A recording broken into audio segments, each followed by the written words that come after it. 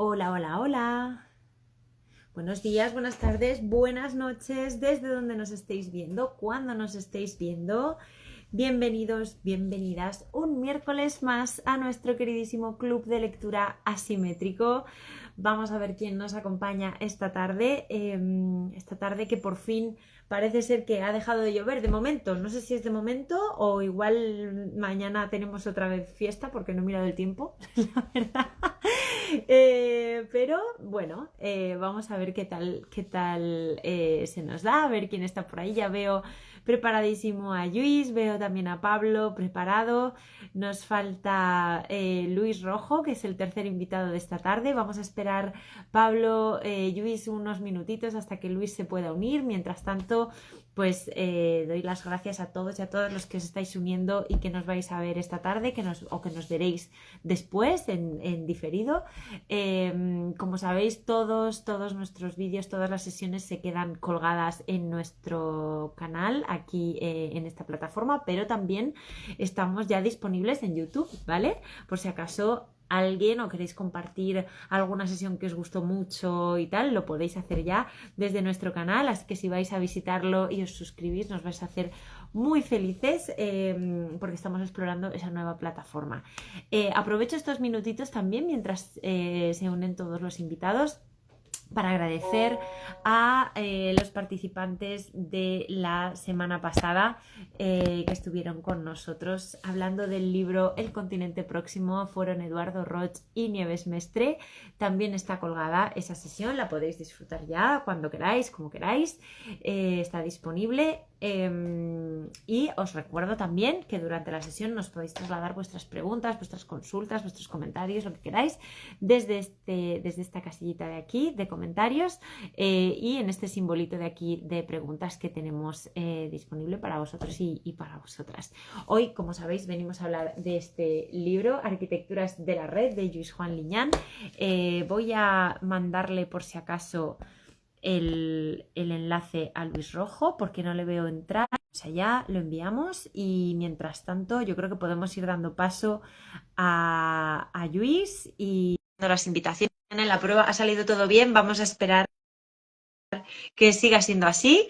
Veo también a Luis ya preparado. Vamos a invitarle también a la sesión a que participe y vamos a ver quién va entrando. Primero veo a Pablo. Hola Pablo, buenas tardes.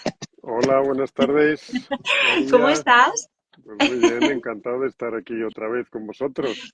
Me ¿Mm? alegro muchísimo de que hayas podido estar, que como sé, estamos ahí en un momento casi de impasse, que vas a poder estar un ratito con nosotros y te lo agradezco triplemente porque sé que por las circunstancias estás haciendo un verdadero esfuerzo y te lo agradezco muchísimo.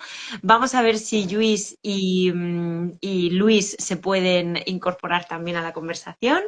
A ver, me llegan invitaciones, voy a aceptarlas todas. A ver si les podemos dar paso rápidamente. Hola Luis, buenas ¿Qué tal? tardes. ¿Cómo estás? Muy bien, muy contenta de que tú también te hayas podido unir. Algo le está pasando a Luis, al Instagram de Luis, que es el protagonista de esta tarde, el autor de este libro.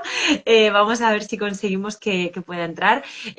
Pablo, Luis, los dos habéis estado ya conmigo en este club con nosotros, así que estoy muy feliz de que repitáis. Y ya tenemos en pantalla a Luis. ¡Fantástico! Estaba sufriendo, Luis, decía Ha Dios, habido un que el poco autor, de que el suspense hoy. autor se nos queda fuera, no puede ser. Bueno, A ver, bienvenidísimos los tres. Gracias de corazón a los tres por estar esta tarde con nosotros, con nosotras. Si os parece, como hago en todas las sesiones, Pablo, Luis, os voy a presentar brevemente. Todo el mundo sabe quiénes sois perfectamente, pero por si acaso hay alguien despistadillo por el universo, pues le ponemos en contexto, en situación y arrancamos con la sesión. ¿Os parece? Fenomenal. Perfecto. muy bien. Pero, por cierto, no os he preguntado, ¿os veis y os escucháis todos en pantalla? Fenomenal. Fantástico, pues vamos a empezar con las presentaciones. Voy a empezar con el protagonista de esta tarde, principal, Lluís Juan Liñán. Bienvenido por primera vez al club. Esto sí que es tu primera vez aquí con nosotros.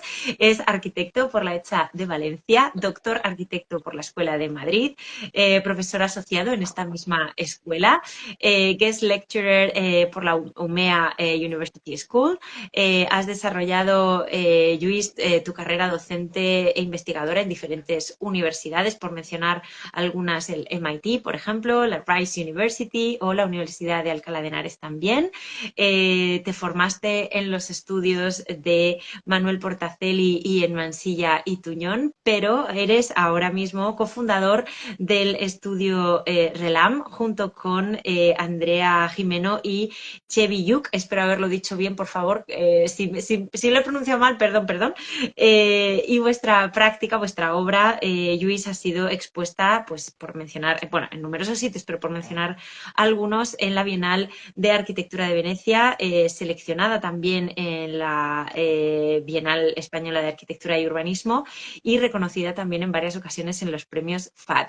Me enorgullece también tener a dos autores ahora mismo también de la misma colección, por cierto, ensayos críticos. Lluís, tú eres autor de Imágenes que se escriben, el número 7 de esa colección, y eres el autor de este libro que presentamos hoy, Arquitecturas de la Red, del que vamos a hablar en un minuto. Muchas gracias y bienvenido al club. Luis, voy contigo, Luis Rojo, ahora también arquitecto por la Escuela de Madrid, por la ETSAM. Inicias tu labor académica, Luis, como profesor de proyectos en esta misma escuela ya en el 92 y en este momento eres profesor titular de esta misma escuela. Doctor arquitecto por la UPM con tu tesis Metáforas obsesivas e ideogramas en la arquitectura de Le Corbusier. Has desarrollado tu labor docente a nivel internacional también, por mencionar también algunas, en la Universidad de Harvard, en el City College de Nueva York o en la China Academy of Arts de Hangzhou. Has sido coeditor, eres coeditor de la revista Circo junto con Mansilla y Tuñón también desde el 92, desde su fundación, y eres autor también de esta casa. Es que yo soy muy orgullosa de estas cosas y lo digo siempre. También del primer número precisamente de esta colección Ensayos Críticos que mencionábamos antes. La arquitectura también se escribe, y eres el prologuista de este fantástico libro de Lluís de Arquitecturas de la Red. Bienvenido, Luis, de nuevo a este club. Estoy encantada de que estés aquí otra vez. Muchas gracias. Y Pablo, voy ahora a por ti, como siempre. Eres el último al que presento, me he fijado que eres el último al que presento y siempre el primero que tienes que hablar, así que igual debería cambiar el orden de las presentaciones.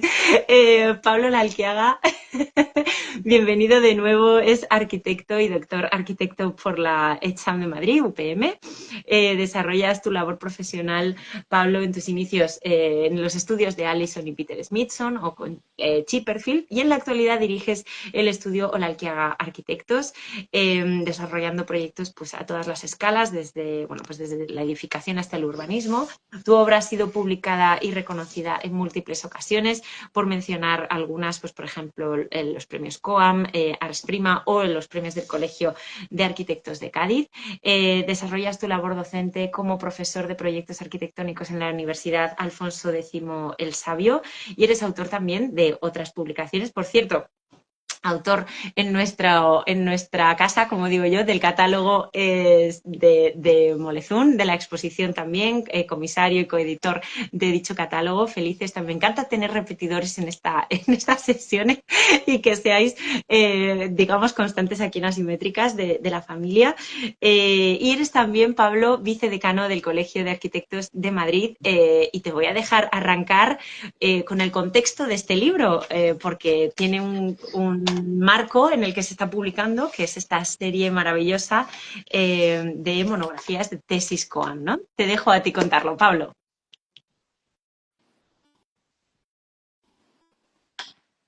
Pablo, no se te escucha. Por algún motivo, Pablo, no se te No, oye. Por porque, algún motivo. porque Ahora. no le había dado el micrófono. Bueno, es Que importante, por favor, parezco un amateur de esto. Pero tenés los no, micrófonos enchufados, es importante. perdón. No. No, que estaba diciendo que enhorabuena por el programa, por el directo, que ya debes llevar unos cuantos en estos años Unos y cuantos. la verdad es que es un programa muy fresco y la verdad es que a mí me encanta participar y verlo, sobre todo. Gracias. Eh, Gracias, Se Pablo. hace raro a uno hablarle al teléfono y verse a la vez en la pantalla. No tengo mucha costumbre de esto. Eh, Nada, bueno, dar la enhorabuena a Lluís y a Luis por autor del libro de la tesis y prologuista y director de...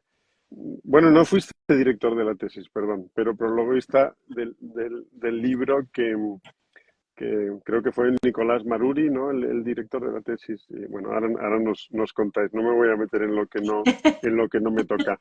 Pero nada, este libro forma parte de una colección que nació un poco de la mano con vosotros, María, con Miguel Lasso, que es el director de la fundación del colegio, aparte de vicedecano, bueno, pues soy patrono de la fundación del colegio y junto con Miguel Lasso, pues eh, digamos que le ayudo un poco a programar y a hacer actividades culturales y trabajar un poco en lo que nos toca, que es la difusión de la arquitectura, ¿no? Y de los arquitectos y la labor de los arquitectos. Entonces, bueno, pues en esta siempre hemos estado muy obsesionados, yo he estado muy obsesionado con que las publicaciones no sean entes, digamos, como independientes que salen y tienen un momento de brillo y luego se apagan, sino que realmente intentar como enfocar las cosas hacia unas colecciones que tengan un propósito, que tengan una especie de relato común, ¿no? Y veníamos heredando en la fundación una publicación que se llamó Tesis Recientes, de hecho, que era una publicación que llevaba Álvaro Soto y muy exitosa, que tuvo dos publicaciones que eran, ¿no? unas intervenciones, unas ponencias en el colegio y luego se recogían estas ponencias como en unos tomos, ¿no?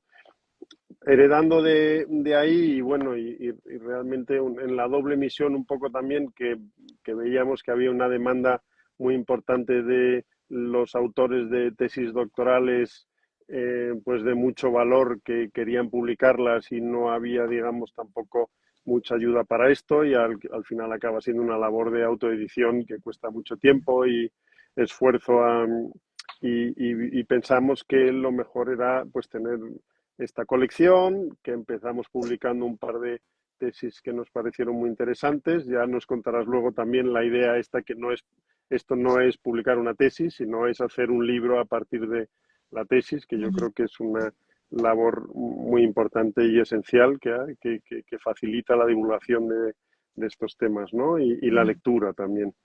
Empezamos con Belén Butragueño y con Víctor Olmos y luego sacamos una convocatoria para, digamos, con un comité de selección para hacer dos publicaciones al año.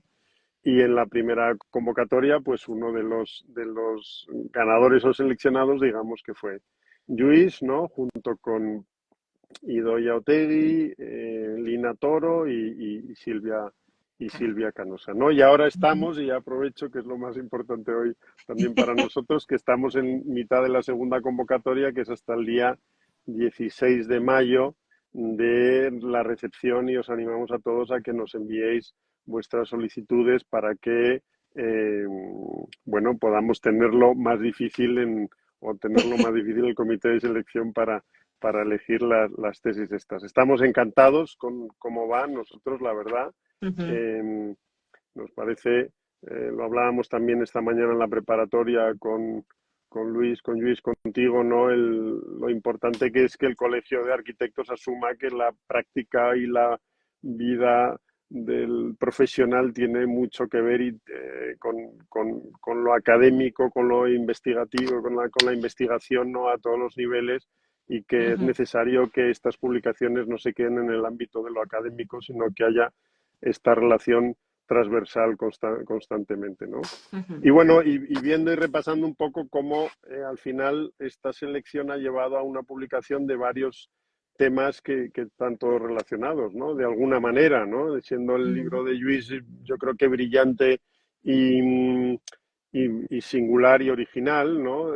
Yo sí creo que en lo que es comunicar la arquitectura o vías de cómo lo cuenta él, es muy bonito en el prólogo, ¿no? Como hay dos arquitecturas, la que uno hace y la que y cómo la cuenta o cómo se ve, ¿no? ujú, Y en ese sentido, pues yo creo que tendría relación con el libro de Belén Butragueño, por supuesto, el de Delirious, ¿no? From Delirious, que habla de toda la fase de OMA en AMO, ¿no? En la parte de la publicación de la divulgación y en cierta manera también con el libro de Lina sobre aprendiendo de Denise, ¿no? Sobre ujú. Denise Scott Brown, que también, pues, efectivamente, ¿no? Como creó una nueva manera de, casi dentro de lo académico, de cómo contar y cómo hacer investigación y cómo divulgarlo, ¿no? Y cómo se relaciona muy directamente con la práctica profesional, ¿no? Luego también tenemos temas de patrimonio, que también nos interesa muchísimo en la Fundación, ¿no? Sobre todo el patrimonio arquitectónico moderno, con el libro de Víctor sobre el Gimnasio Maravillas de Sota, o la que viene de Silvia sobre las construcciones, ¿no? Al borde Al del mar, borde del ¿no? mar. ¿Eh? Ujú, Y, ujú. y, bueno, y en ese sentido, pues vemos que la colección va creciendo, que van teniendo como hilos conductores todos los y relaciones cruzadas y transversales todos los temas que se van publicando y además creemos que está saliendo una colección de muchísima calidad y este formato de tesis, de zumo de tesis buena en un manjar de estos, ¿no? Que está saliendo un néctar ahí muy bueno de todos, ¿no? Y nada, recordaros que hasta el día 16 podéis presentar vuestras propuestas para las publicaciones. Y yo lo que siento muchísimo y os pido disculpas a todos, iba a estar todo el rato con vosotros, me ha surgido un imprevisto desgraciado y tengo que dejaros. Lo siento muchísimo, pero bueno, quedará colgado y lo Claro que podré sí. ver mañana, seguro. ¿Eh? Pues Pablo, muchísimas gracias por esta introducción, este contexto. Está siendo una delicia hacer esta colección y que sigamos mucho tiempo y a ver esta convocatoria del 16 de mayo que se llene y que nos lo pongan cuanto más difícil, mejor. ¿Vale? Exacto, Muchísimas gracias, fenomenal. Pablo, por estar con nosotros esta tarde. Gracias a ti, enhorabuena Luis y Luis también. Gracias. Gracias, Gracias. Pablo. Hasta Hasta luego. Gracias, Pablo. Chao, chao, chao. Pues nos quedamos los tres solos, Lluís, Luis, y ahora, si os parece, yo voy a preguntarle a Lluís qué es este libro que tenemos entre las manos, que es Arquitecturas de la Red, de dónde viene, que nos cuente un poco la historia, y luego, Luis, pues desde tu perspectiva de prologuista entremos en esta conversación tan bonita y tan, bueno, yo creo que necesaria, diría yo, ¿no? Muy del presente, casi casi estamos editando en presente, me encanta esta idea. Y Luis, te dejo a ti, adelante, cuéntanos, ¿qué es esto de arquitecturas de la red?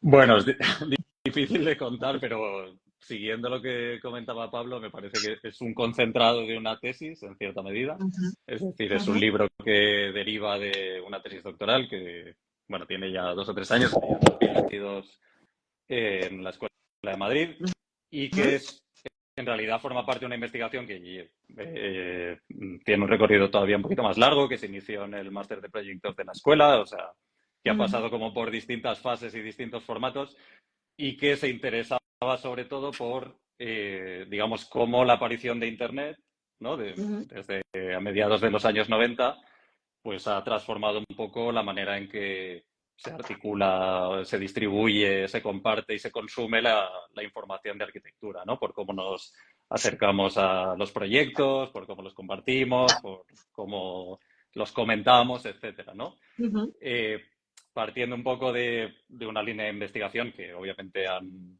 establecido otros autores, pues que digamos que entiende que cuando aparece un nuevo medio, ¿no?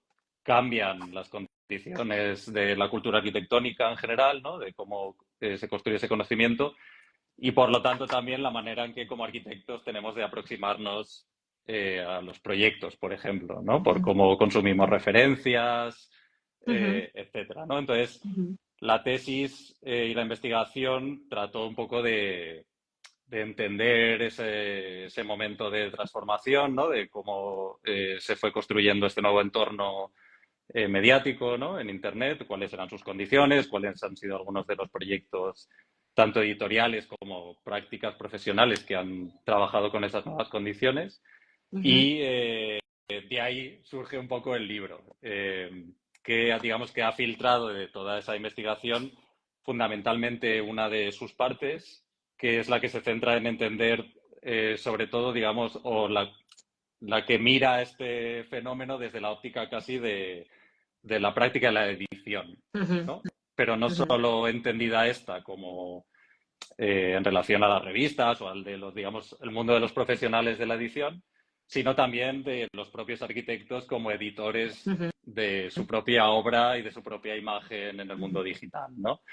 Entonces, en el libro, pues se aborda un poco esa pequeña historia muy reciente, ¿no? Incluso actual, de la comunicación de arquitectura en Internet, pues en base a cómo algunas oficinas de la arquitectura se aproximan a esa práctica editorial, en base también a cómo algunas revistas se han adaptado y cómo han aparecido muchas plataformas digitales y cómo comunican y distribuyen la información arquitectónica, y también pues una serie de proyectos más alternativos, más críticos, que también un poco construyen esa gran galaxia de la comunicación que crece cada día en Internet, ¿no? Y eso es básicamente un poco el El concentrado que se resumen. puede encontrar. Eso es, quizá un poco Concentrado. largo, No, que no, se no, puede está encontrar en el perfecto. libro.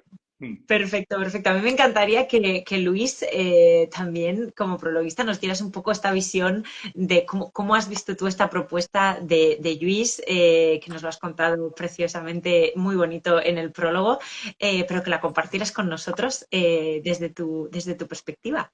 Pues la verdad es que lo primero, bueno, primero darle la enhorabuena a Luis por el libro y a vosotros por editarlo, y desde luego, como ha dicho Pablo, también al colegio por hacer visible y accesible una parte de la arquitectura actual que es importantísima y que tiene una relación muy directa con no solamente el mundo académico, sino con la cultura de la arquitectura y con la producción de la arquitectura, que es la investigación. No la investigación académica necesariamente o únicamente, sino la investigación, el convencimiento de que hay muchos medios para producir arquitectura, no solo para comunicarla, y uno de ellos es el pensamiento, la cultura, el texto, los libros, la escritura, las imágenes, etcétera, ¿no? Y entonces creo que ahí, bueno, tengo que confesar, para que lo sepa todo el mundo, o si no lo confiesa Luis, pues, que nosotros en realidad venimos trabajando en esto, cada uno de una manera, desde hace ya años, ¿no? O sea, que, por ejemplo, algunas de las cosas que voy a contar o que cuenta Luis en el libro, de los intereses de cualquiera de los dos o de los dos, son con los que organizamos los cursos en la escuela.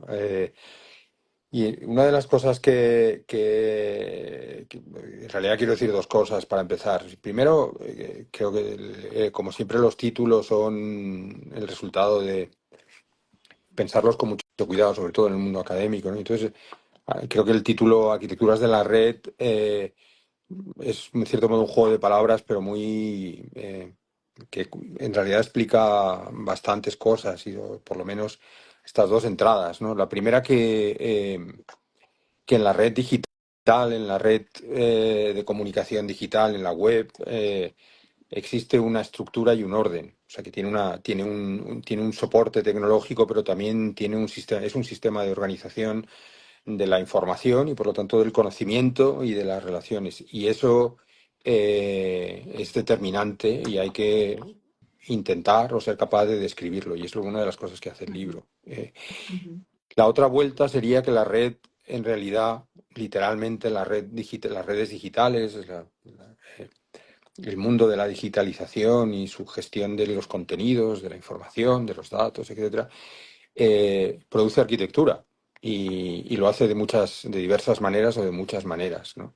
Y creo que este juego de palabras, arquitecturas de la red, se refiere a la arquitectura específica de la red o el modo en el que la red construye parte de este mundo y por tanto es arquitectura en sí mismo. Creo que es una reflexión que tenemos que hacer y que nos obliga a mirar la tecnología de una manera más constructiva, ¿no? Y digo más constructiva porque creo que los arquitectos en general pensamos que la tecnología son recursos que están a nuestra disposición, son herramientas, medios, y en realidad la tecnología es una cosa mucho más compleja, tiene un fondo cultural, productivo, estructural y estructurante de muchas otras cosas y de muchas maneras. Y en realidad no es algo de lo que únicamente la arquitectura tira cuando conscientemente piensa que le necesita esta o aquella herramienta, sino que en realidad define nuestros modos de pensar. Y eso creo que es una cosa que es una especie como de autocrítica, de reconocimiento de la agencia de la tecnología y de la importancia de la tecnología que este libro ayuda a hacer. Y creo que eso es muy importante. Luis, Sí, yo sí. ¿qué te he visto? Que ibas a intervenir, dale. No, como para hilar con lo que está comentando Luis, que me parece que verdaderamente estos son, por lo menos, dos de las propuestas iniciales o de las ambiciones que tenía la investigación y que tiene el libro, ¿no? Que era abordar estos dos aspectos, ¿no? Creo que al hablar del orden que tiene la red o que tiene Internet, ¿no? Y de nuevo, siendo este uno de los objetivos fundamentales del libro, me parece que si leemos luego el prólogo de Luis, que como viene al principio seguramente es inescapable, ¿no? Y ya te marca entonces la interpretación de toda la lectura. Pero creo que hay un análisis o hay una frase que me parece que captura muy bien hasta cierto punto el orden que hemos ido trabajando, que seguimos trabajando en nuestro entendimiento de cómo funciona un poco este mundo de Internet, cómo se construye y se organiza la información, ¿no? Que es un poco este tránsito de el relato a la indexación, ¿no? O en el libro se dice de la narración a la base de datos, ¿no? Es decir, de cómo en realidad este medio, su arquitectura, ¿no? Como dice Luis, o sea, su orden fundamental en realidad no está orientado tanto a la construcción de narrativas muy estructuradas, jerárquicas, con principios y finales, ¿no? Y por lo tanto van orientadas a construir mensajes de mayor alcance, como puede suceder o como sucedía anteriormente en otros medios como los libros, por ejemplo, o las revistas incluso, sino hacia otro tipo de relación con la información que está basada en su condición interactiva, fundamentalmente, ¿no? Es decir, y este live es un buen ejemplo, ¿no? Es decir, podemos a través de este medio relacionarnos a distancia, ¿no? Y además dejar huella de ello, ¿no? Entonces, esa condición hace que en Internet, sobre todo, la información se ordene mediante un proceso de acumulación y casi de horizontalización, ¿no? Como de pérdida de ese relato general. Sí, sí. Y creo que ese es uno de los, digamos, de los planteamientos o de los descubrimientos fundamentales, porque esa es la condición que entonces debemos entender o que también en el libro se trata un poco de analizar, para entonces pensar, bueno, quizás es demasiado decirlo, pero también cómo nos relacionamos como arquitectos con la información que consumimos a través de Internet o de la cual aprendemos a través de Internet, a la hora también de informar nuestro pensamiento, nuestros intereses y nuestra manera incluso de proyectar, ¿no? Y creo que precisamente este es como uno de, quizá, de los mensajes generales que trascienden al libro y que en el prólogo ya están, pero aún así os recomiendo que luego leáis la versión quizá un poco más mundana en las páginas posteriores que hay ahí.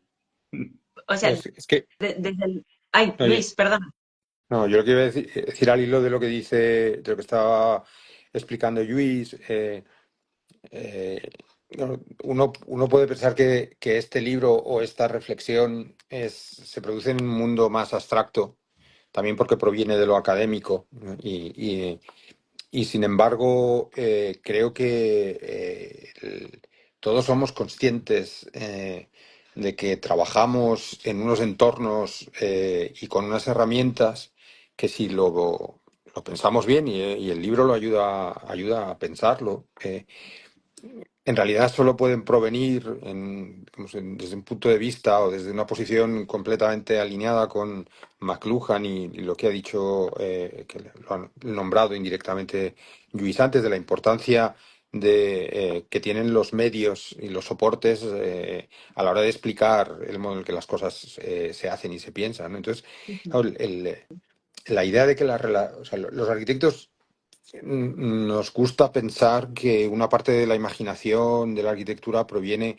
de las relaciones que los arquitectos somos capaces de establecer enfrentados a un problema, a un proyecto, entre la historia y el presente, entre unos proyectos y otros, entre unos ejemplos, unos casos de estudios y otros, unas escalas y otras, ¿no? Y entonces, claro, es bastante interesante darse cuenta, o es fundamental darse cuenta que los sistemas digitales, los softwares y el soporte digital es una de las cosas que más le gusta hacer.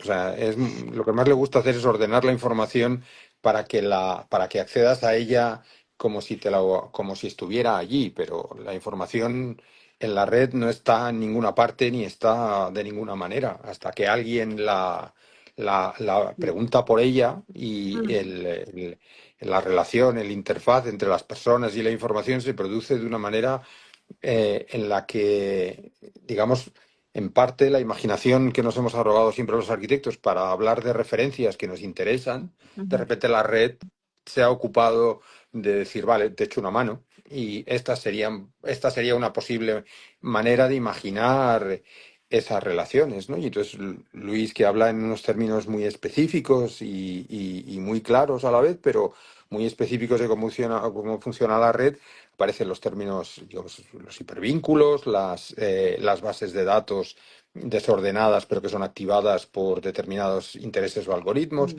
Bueno, yo no soy especialista en esto bajo ningún concepto, así que no me voy a intentar atrever a introducirme más allá, ¿no? Pero creo que estas reflexiones nos recuerdan y nos hacen nos recuerdan lo que debemos ser más autocríticos, ujú, porque en realidad los medios que utilizamos determinan aquello que producimos. ¿No? Entonces, los arquitectos somos capaces de darle significado a la piedra como soporte de la arquitectura, pero parece que no somos capaces de darle esa misma importancia a determinados mecanismos del mundo digital y de la sociedad de la información, cuando en realidad, bueno, son menos míticos y menos ujú. simbólicos a lo mejor, pero la verdad es que yo miro mi estudio aquí alrededor y estoy rodeado de tecnología digital. Esos son los medios con los que trabajo y los que Ujú, condicionan, por ejemplo, mi imaginación continuamente, aunque yo no sea tan consciente por las razones de la tendencia a la transparencia que tiene la tecnología, ¿no? Que funciona como sin materia y sin forma, y por lo tanto, como no se la ve, pues creo que no la incluimos en el mundo de recursos y herramientas con los que trabajamos. Pero eso es una de las cosas que el libro y la tesis cuenta y lo hace, y esto lo puede contar muy bien Luis, a través de este esfuerzo de no hacerlo en abstracto como una teoría, sino a través de ejemplos y casos que demuestran el modo en el que las prácticas profesionales, las más conocidas o las menos conocidas, están determinadas y pueden ser explicadas en algunos aspectos por su vinculación con la tecnología digital. ujú. Mm. Bueno, qué decir tiene de una cosa que nos ha pasado muy recientemente, el famoso apagón, ¿no? Quiero decir que hemos dejado de repente todos de tener acceso hasta nuestro propio archivo, cómo trabajamos, porque estamos constantemente desde ahí trabajando. O sea que esto es algo totalmente cotidiano y como decías, Luis, parece que es tan abstracto, pero a la vez lo tenemos tan incorporado ya en nuestra manera de hacer y de trabajar que tiene que pasar algo tan gordo como lo que pasó la semana pasada para que nos demos cuenta de lo ligados que estamos a estos sistemas, ¿no?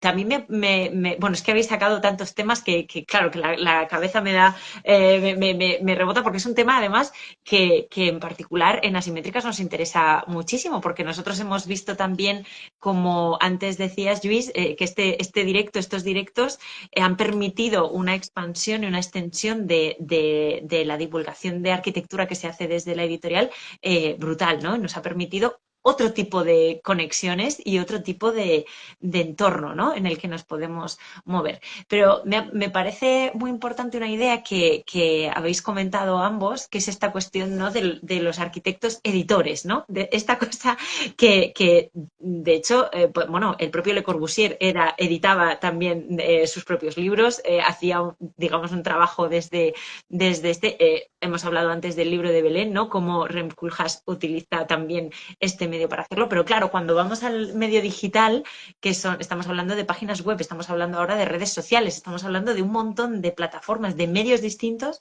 que exponencialmente nos hacen trabajar como editores selectivamente. Tenemos que seleccionar las fotos, seleccionar los planos, seleccionar el material, los textos, etcétera, ¿no? ¿Cómo veis esto ahora mismo, Luis? ¿Cómo estamos ahora en los arquitectos y las arquitectas?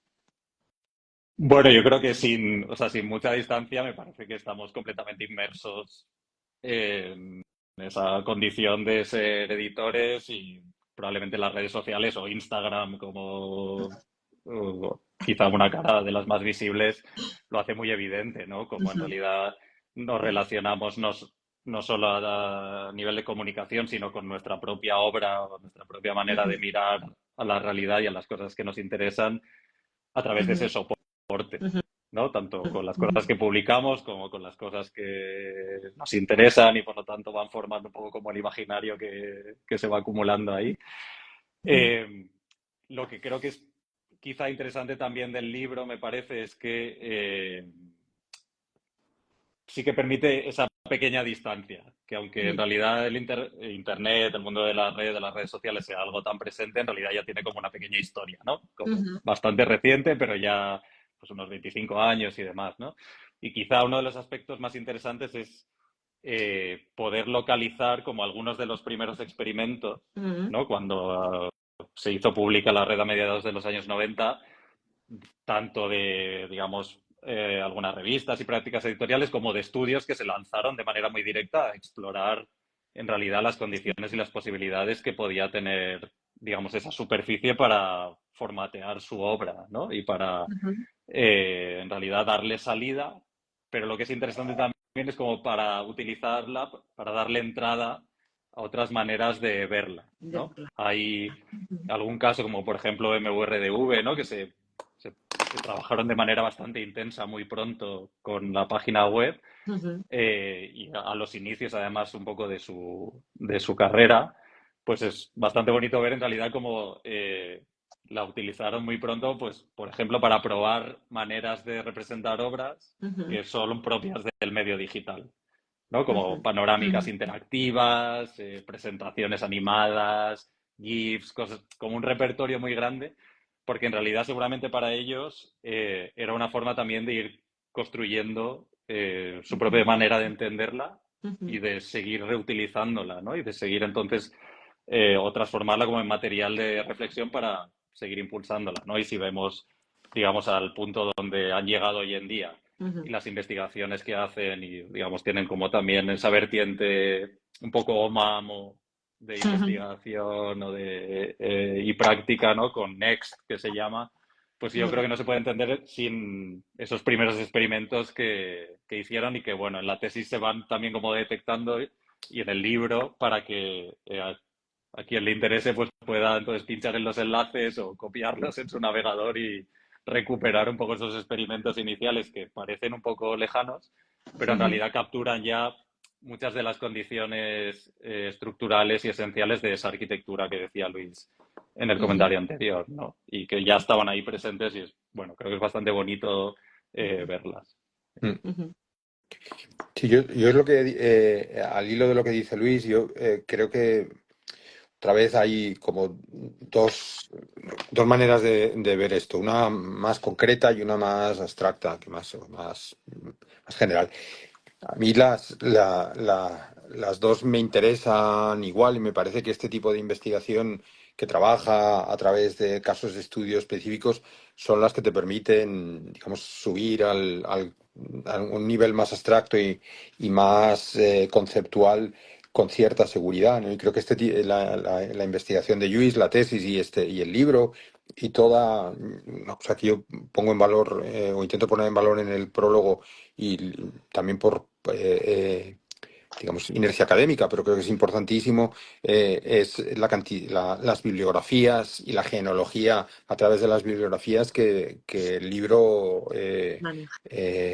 arrastra, ¿no? Ujú, Entonces, que no hay nada más bonito que leer un libro que tenga una bibliografía que en realidad te permita saber cuáles son los orígenes de la investigación y que tú la puedas revisar hacia atrás en ujú, su trazabilidad, pero también entrar, digamos, a construirte para ti mismo un soporte suficientemente complejo como para hacer entenderla mejor y también iniciar ujú, otras investigaciones posibles. Pero creo que en cuanto a la idea del autor y la edición y los arquitectos como curadores o editores de contenidos, creo que una de las cosas que esta investigación sobre lo digital nos enseña, y no es una lección fácil ni de entender ni de aprender, creo, ¿no?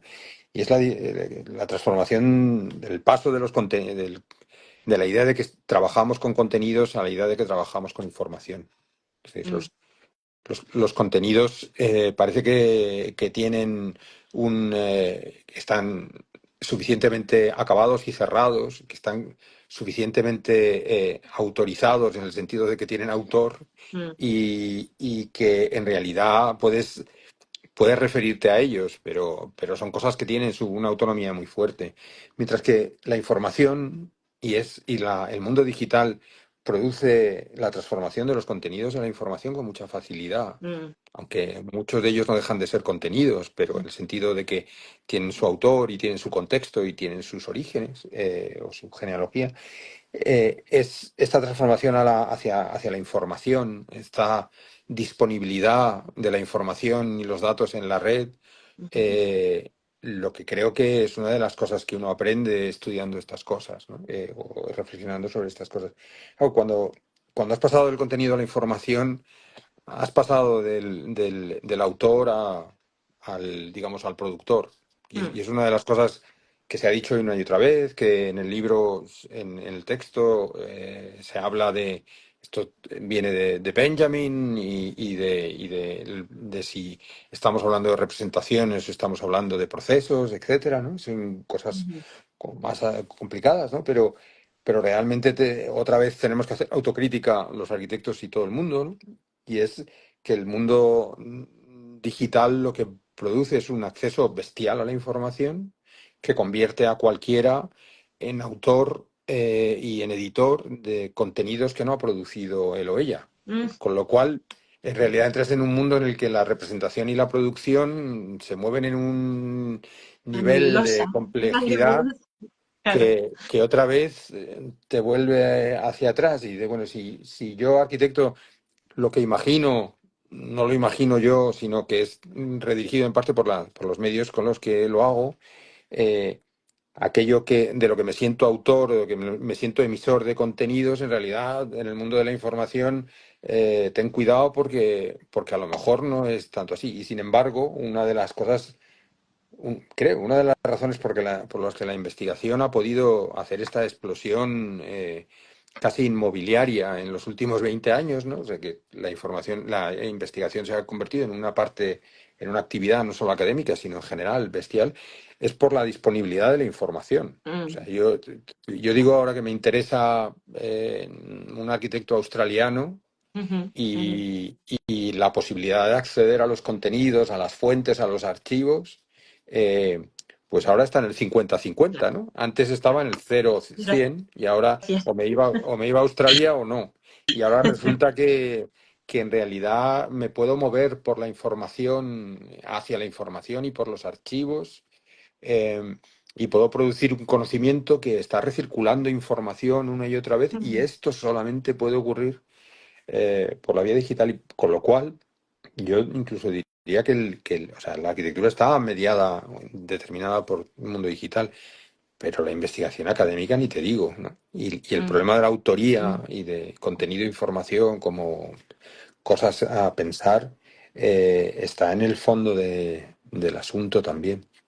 To- Totalmente, porque además hay una palabra que acabas de mencionar, Luis, que es conocimiento, que a veces confundimos la información con el contenido, con el conocimiento, y son cosas muy distintas y que yo creo que hay una palabra que los cruza a todos, unas veces por ausencia y otras veces por presencia, que es, por ejemplo, el criterio, ¿no? Cómo formas conocimiento a través de esa cantidad vasta, ingente de información solamente puede ser a través de un filtro. ¿Qué filtro es ese? Pues claro, tienen que pasar muchas cosas, ¿no?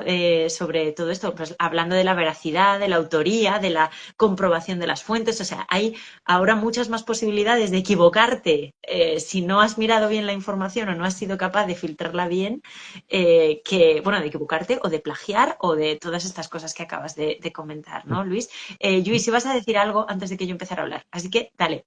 No, pero en realidad continúa bastante con lo que estás diciendo, ¿no? La diferencia entre conocimiento, contenido y ya incluso contenido de información que plantea Ujú, Luis, ujú, que tiene que ver en realidad, es que justo lo estaba mirando por curiosidad antes, no lo había leído creo antes, que es la definición de otra palabra que es editar, lo estaba mirando en la RAE así como por curiosidad.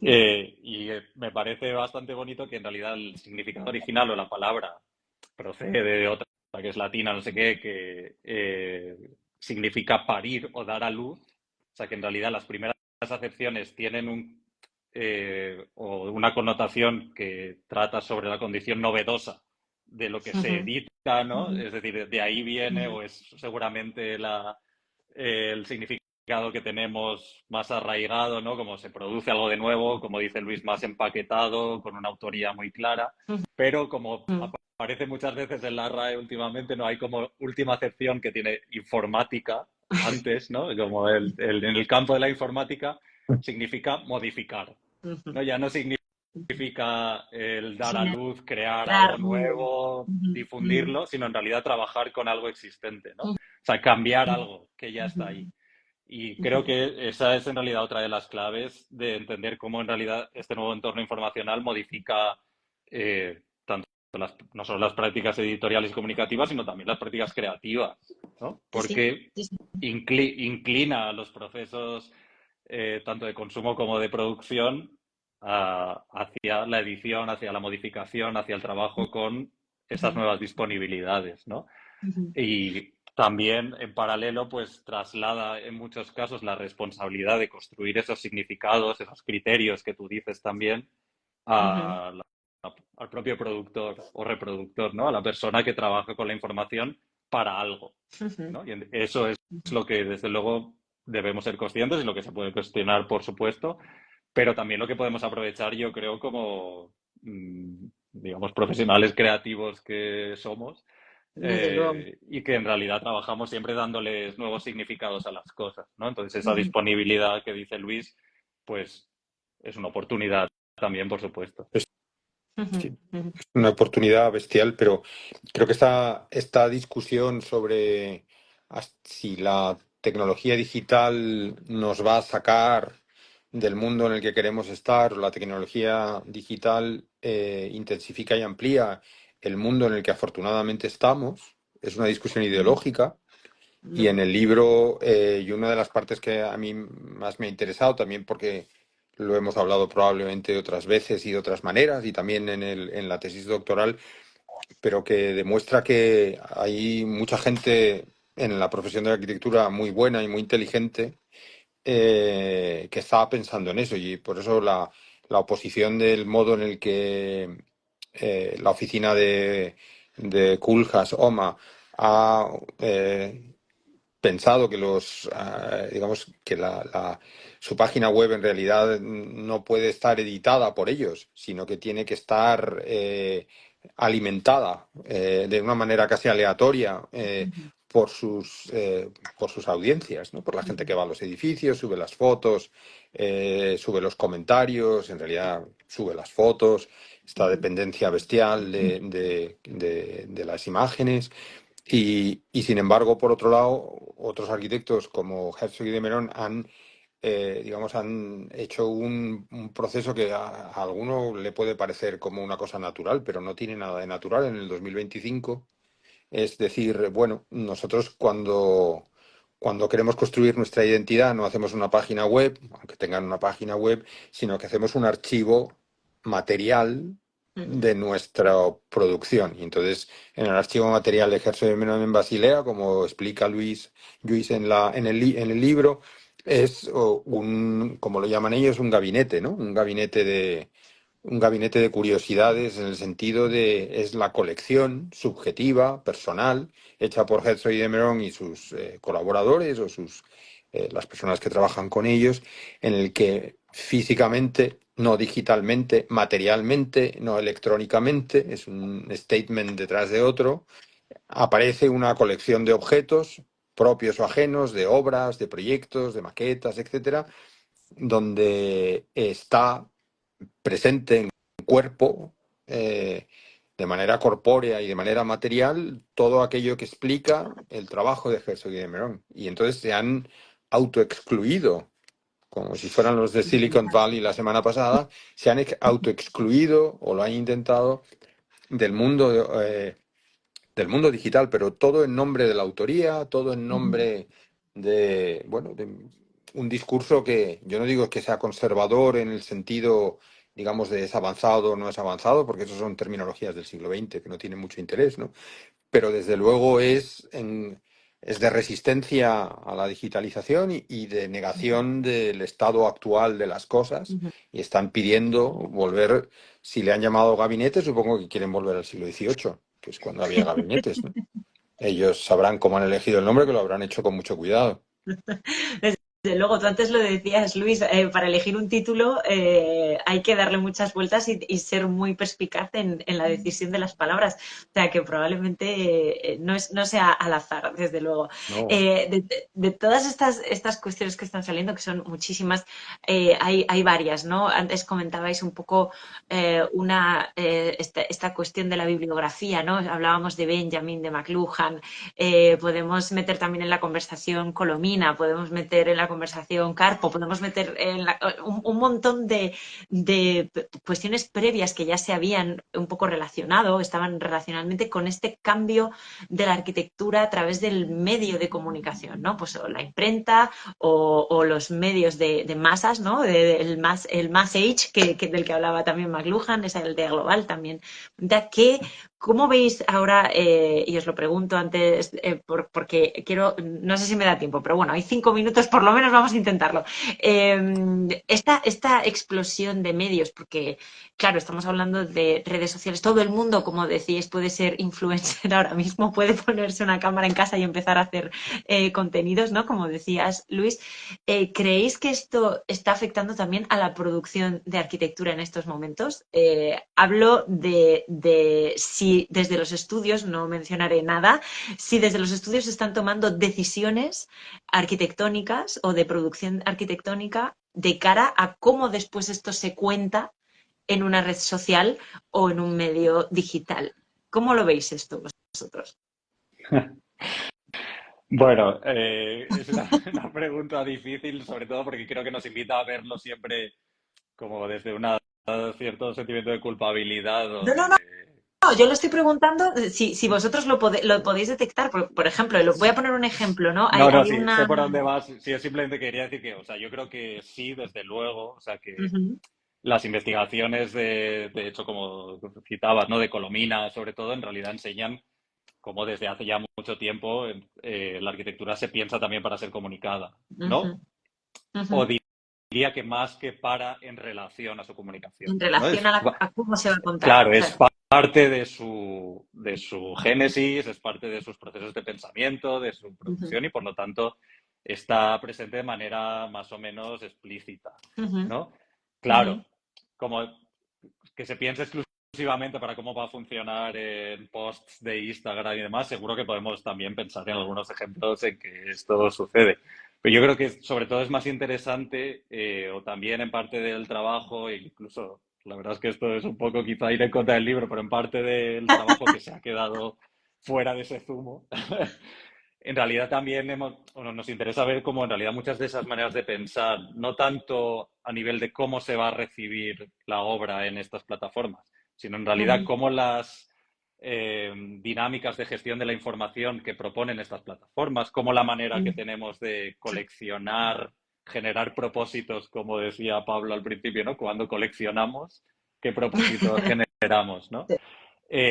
¿No? Cómo esas estructuras en realidad se van filtrando también en la manera en que sí que de una manera menos explícita abordamos los procesos creativos o en realidad ujú, entendemos el propio proceso de diseño y de dibujo ujú, de un proyecto, ¿no? Creo que en esa capa quizá un poquito menos visible o menos inmediata de proyectar para ujú, tener más reacciones o más audiencias, que desde luego es algo que no hay que obviar y que está ahí, que es una herramienta, por supuesto, es ujú, donde seguramente está, por lo menos para mí, creo que también para Luis, los aspectos más interesantes de esta transformación o de este nuevo contexto, ¿no? Como en ujú, realidad ujú, nos invita a ser creativos de otras maneras y con otras herramientas, ¿no? Creo que incluso más, o sea, yo entiendo la sensación de la preocupación por la sensación de la superficialidad con la que el exceso de comunicación pues invade mucho espacio público y uno a veces echa de menos inmediatez que es la propia del medio, ¿no? Pero creo que también se puede dar la vuelta a esto.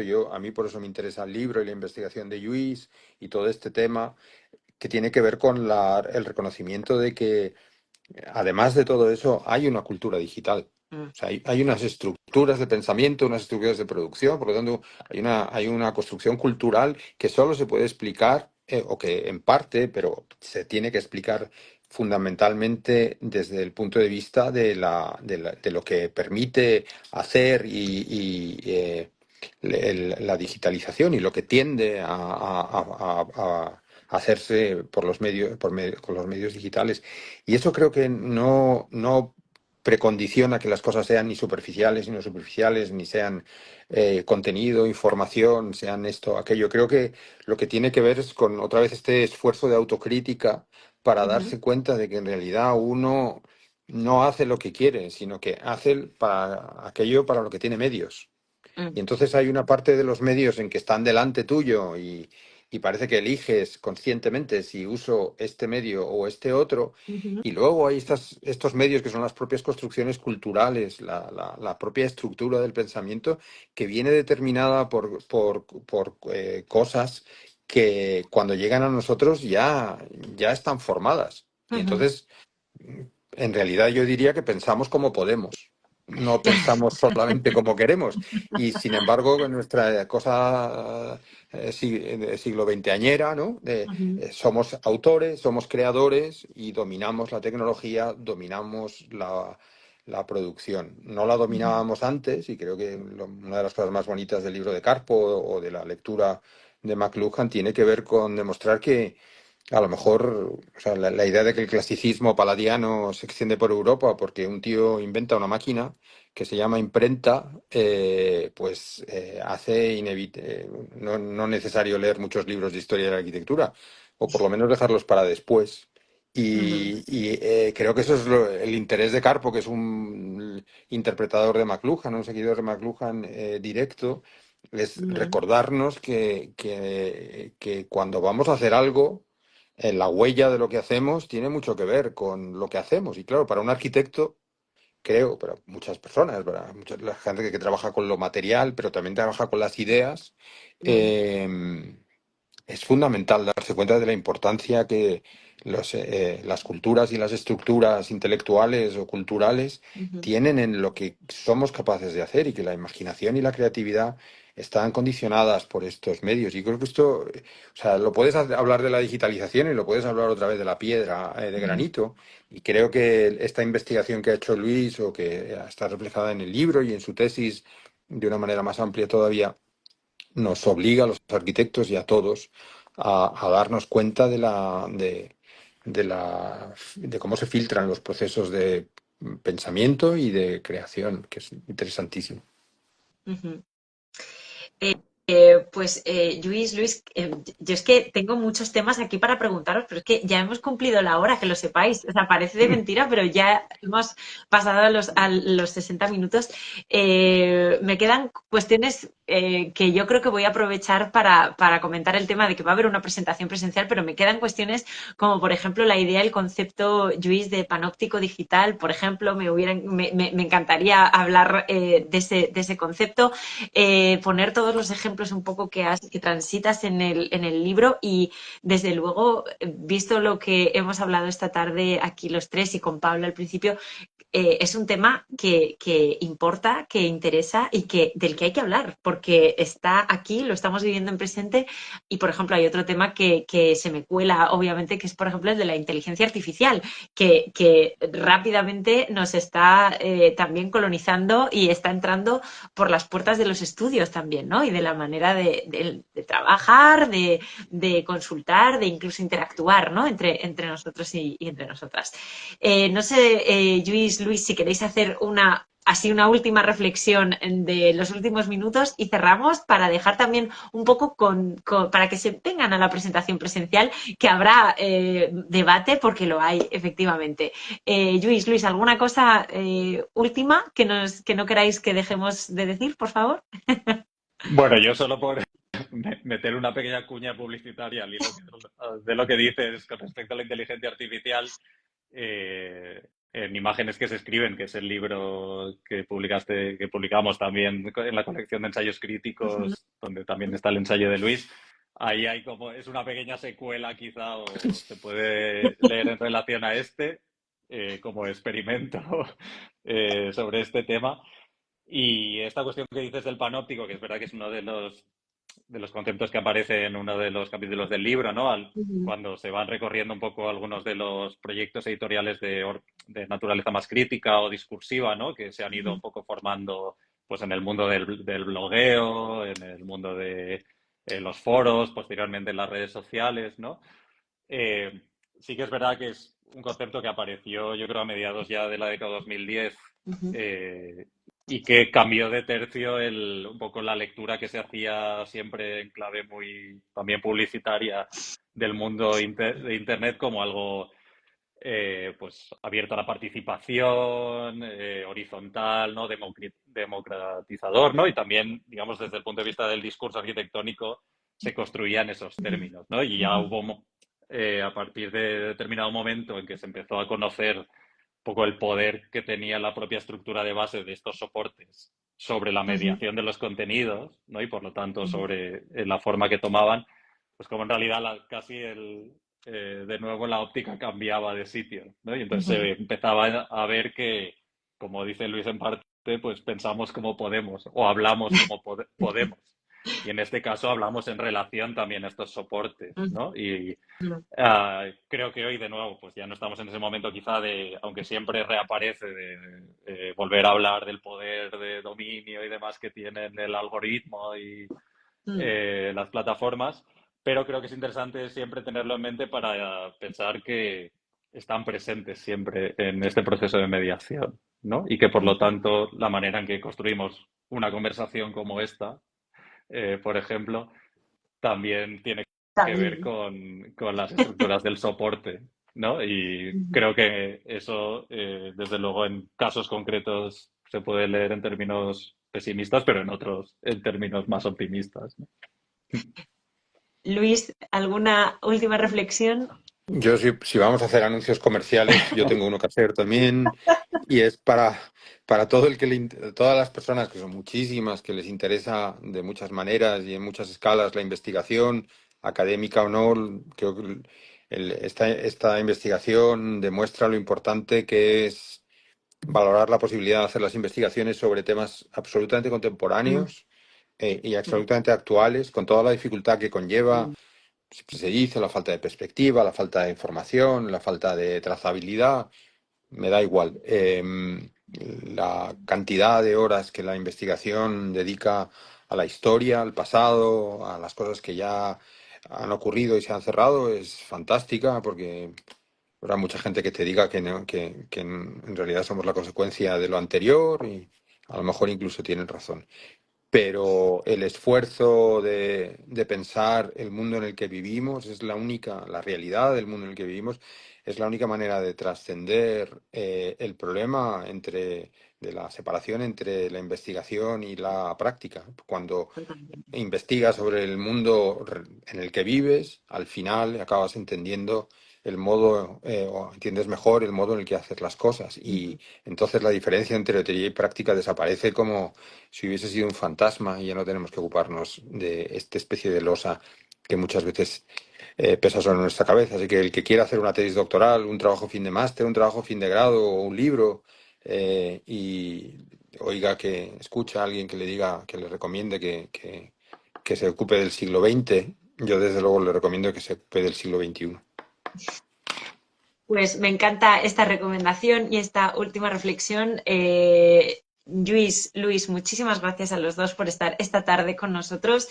Voy a recordar, dar las gracias, por supuesto, al Colegio de Arquitectos, a la Fundación COAM y también a Mónica Alberola, que es la autora del collage de la cubierta del libro, porque también me parece, vamos, totalmente elocuente y que desvela también mucho de lo que este libro contiene. Lo resume y a la vez lo expande, ¿no? Me parece precioso.